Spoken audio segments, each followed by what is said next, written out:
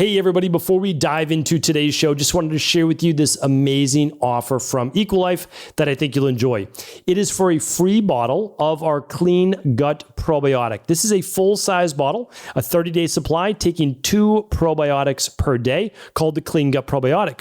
It has 4.9 stars, which is pretty fantastic since, of course, we don't pay anybody. These are all anonymized. People are able to leave their reviews about the product. But the reason why people very much enjoy it is because you get specific strain probiotics. So it lists literally the acidophilus, it lists the bifidobacterium lactis, the lactobacillus reuteri, and many more. Plus, you get Saccharomyces boulardii, which helps to clean the pathogenic, so the harmful yeast and bacteria out of the gut while repopulating with healthy bacteria and healthy yeast. So the goal here is to be able to use this product maybe whenever you've used antibiotics or you're looking to help with light bloating, mild gas, constipation, etc. And right now, it's completely free on all qualifying orders by going to stevencabral.com/shop. Now, enjoy the show. Welcome to the Cabral Concept, where board-certified Doctor of Naturopathy, Dr. Stephen Cabral, shares with you exactly how you can reverse aging, take back your health, and live a life full of energy and passion, with new 20-minute episodes every single day to keep you healthy and engaged. Now, here's your host, Dr. Stephen Cabral. All right, everybody, we are back with our brand new Cabral Concept, Total Wellness Tuesday show of the week. This is episode 2916. We're going to go over the top signs and symptoms for copper deficiency. So, just a few short years back, I did a podcast on what copper toxicity symptoms look like. And today, I actually want to go over what deficiencies look like. Because just remember that every single mineral or vitamin in the body, you can have too much of or too little of. And when you have too much of something, it creates a toxicity. When you have too little of something, it's actually a deficiency. The body always works best when it reaches a state of homeostasis or equilibrium. That's what we're always looking to achieve. Now, one of the reasons why I'm always an advocate of a whole food diet, typically 3 meals per day. And the reason is people say, well, why don't you recommend 2 meals per day? Or why don't you recommend more small meals? Well, there's always a fine balance, right? So for people that are maybe hypoglycemic or they're super active, sure, they might eat more per day. Meaning like younger kids, they don't store as much liver glycogen. They do better typically with 3 meals and then 2 snacks in between breakfast and lunch, and in between lunch and dinner. They seem to do really well that way. Now, of course, that's saying that they're an active child and that there's a child that needs to gain weight and to grow and all these different things. But, that's neither here nor there. The reason why I typically recommend 3 meals for adults is simply because it's hard to get all of the micronutrients you need in 2 meals. You'd have to really stuff yourself. It's difficult to get 7 to 9 servings of fruits and vegetables every day. And predominantly those are vegetables. So, you can get at 2 meals, maybe you can do 3 cups of vegetables at 1 meal, 3 cups at another. Okay, now you're at 6 cups. You're just a little bit short. So maybe you have an apple, before lunch, whatever it might be. Like you can make it happen. It's just not as easy. So if you do this over 3 meals, it's just a lot easier. So anyway, that's where you're getting the majority of your vitamins and minerals, amino acids, omega-3s from a whole food diet. And that includes good healthy protein sources, healthy fats, and of course some carbohydrates. Now, beyond that, I do recommend some nutritional supplementation. And the reason I do is that I've done this thousands of times. So I will take a person's nutrition, exactly what they eat, and I will type it into a micronutrient calculator. So I take all of their macros, all their proteins, their carbs, and their fats, and the specific foods they're eating.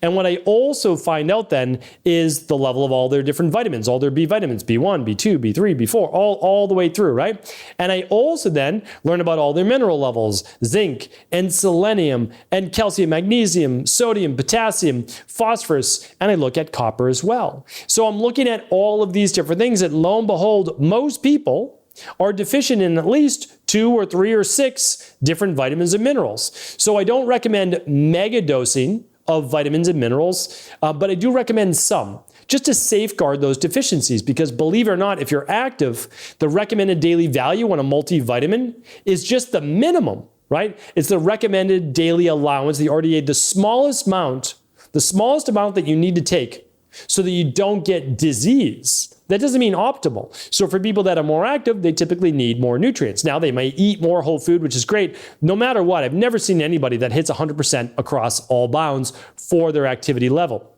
You may be that person, and that's fantastic. That's okay. But one thing that I do is I never guess either way. Like, you can be the healthiest of the healthy and all that. What I like to run is what's called the starter kit.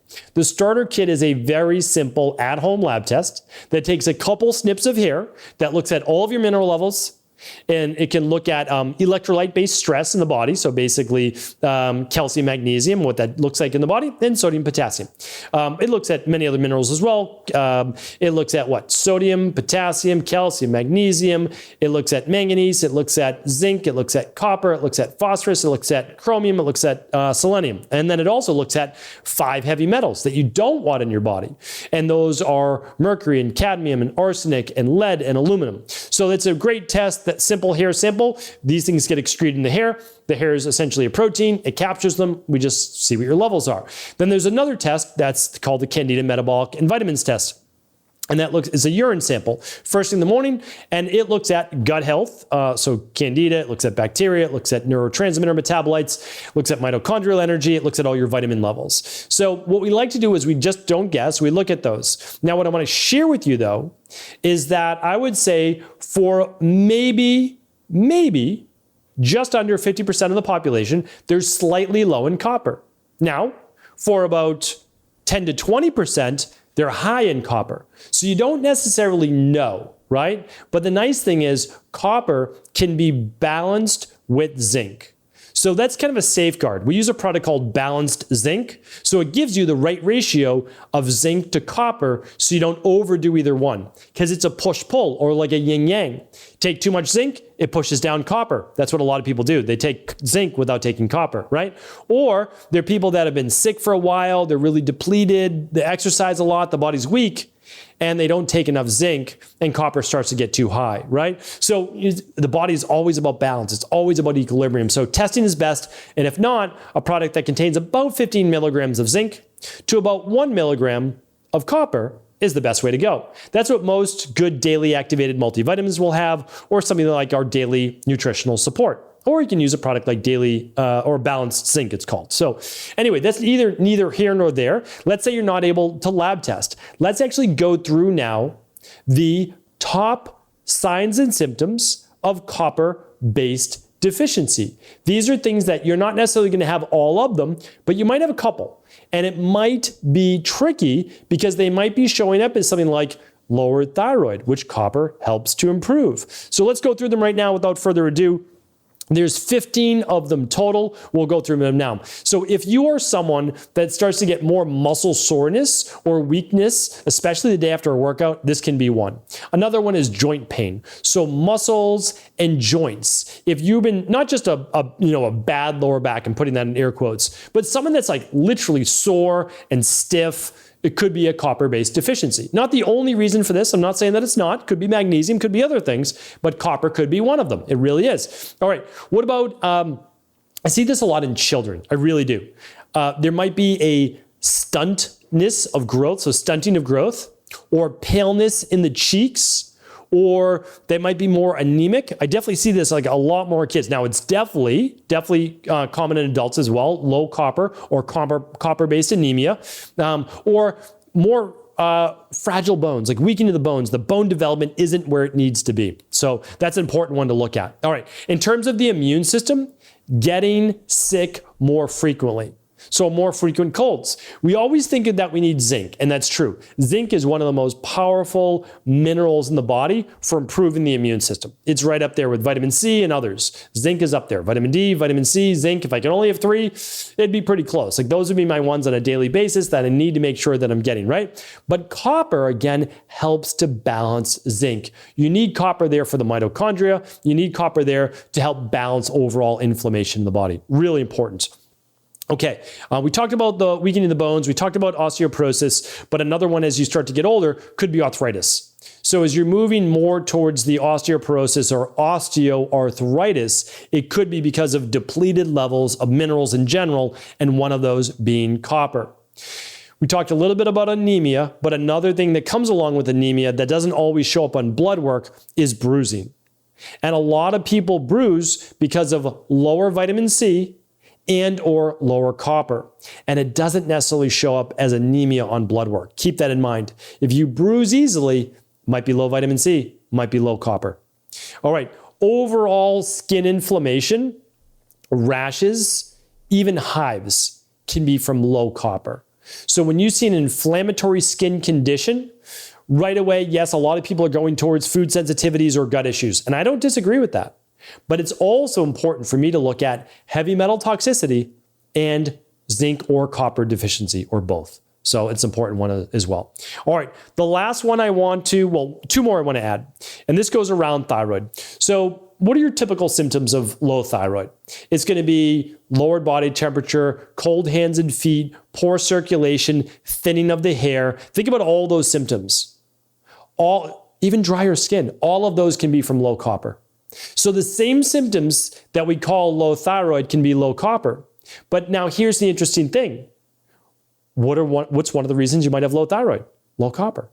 You need copper, you need zinc, you need selenium, you need vitamin B6 in order to actually create usable thyroid. So when you're getting signals from the pituitary gland to create thyroid stimulating hormone, TSH, it still needs to move through T4, free T4, and then to free T3 or activated T3. And you need your body doesn't just get these hormones on their own. It synthesizes things like iodine, right? Tyrosine. And it starts to use other nutrients, micronutrients, we call them, vitamins and minerals, such as I want to go through that with you, the zinc, the selenium, the B6, the copper. But even things like vitamin A are crucial. Vitamin A helps with the oxidative process that's going on as your body's creating thyroid hormone.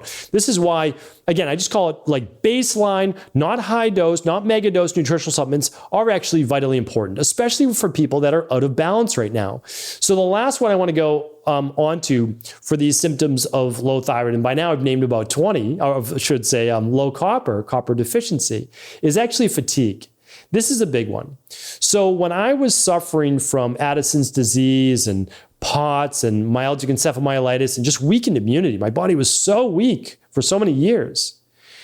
One big thing was I was deficient in zinc. And so that greatly helped when I supplemented with zinc. And then I had to use a fair amount of zinc. I had to use about 50 milligrams a day.